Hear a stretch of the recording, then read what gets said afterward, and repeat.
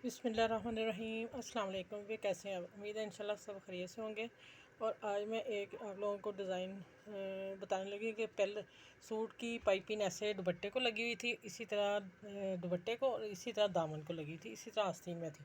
तो वो ना एक ही जिसने बनवाया वो टेलर से फिर इसी तरह बनवाया ना पाइपिंग के साथ। वो फिर ऐसी इस तरह थी, सीधी उरेब नहीं थी, सीधे कपड़े की थी।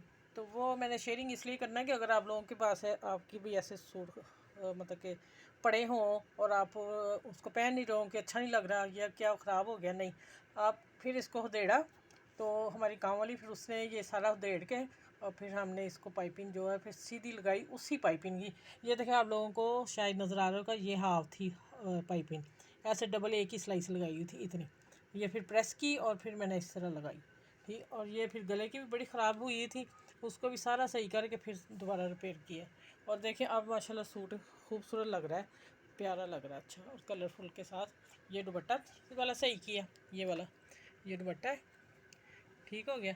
और ये पूरी शर्ट, ये देखिए, ये दामन है, ये गला आ गया, सही हो गया।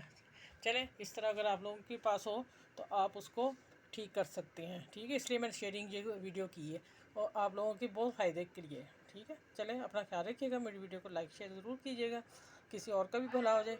तो आप सबको मेरी तरफ से अल्लाह हाफिज़। अपना ख्याल रखें बहुत सारा।